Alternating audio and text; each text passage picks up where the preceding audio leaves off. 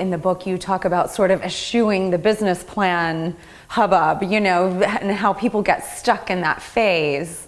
Can you say a little bit about doing versus planning constantly? Exactly. Stop planning, start doing. I think especially here, we've gotten so enamored of PowerPoints and business plans, or if we're in companies, rushing to the boss or rushing to the venture capitalist before we actually get proof points. And I think that for most people, and I talk to a lot of people, for example, inside companies, those that rush to the boss or rush to the conference room, their ideas die there.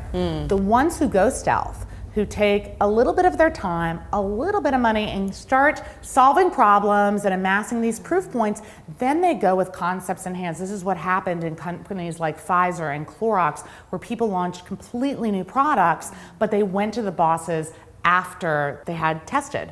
And I think this is true whether you're starting something new as well. We have this vision that it takes millions of dollars to start something new, and you've got to get your perfect business plan and go to the venture capitalists or the angel investors. In fact, over half of the Inc. 500 companies, the fastest growing companies today, started with $5,000 or less.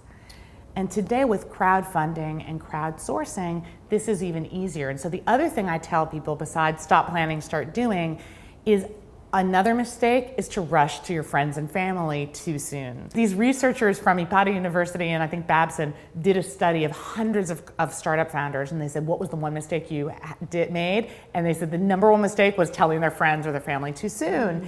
And I think so many family members try to discourage us from taking these risks that they think are going to jeopardize our future, and they often kill the ideas before they're off the ground. Right. So one of my favorite stories that I tell in the book is the story of the founders of Banana Republic.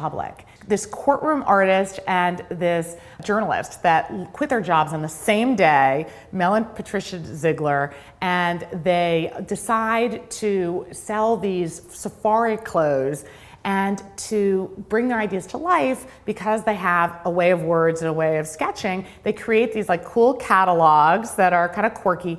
And the first thing they do is go to their best friend's house to show them. It's hot off the press. And the friends take a look at these quirky designs and say, you left your jobs for this? Oh my God, you're gonna go bankrupt. This is terrible. You can't send this out. And the idea almost never gets off the ground. And they decide, you know what, if we're halfway through shark-infested waters, it's dangerous to go either end. Let's not go backward, let's go forward. Years later, when the Gap buys Banana Republic, it's because of these quirky catalogs. Oh, you're kidding. And so what I've come to believe is that just as friends don't let friends drive drunk, friends don't let friends test drive their ideas.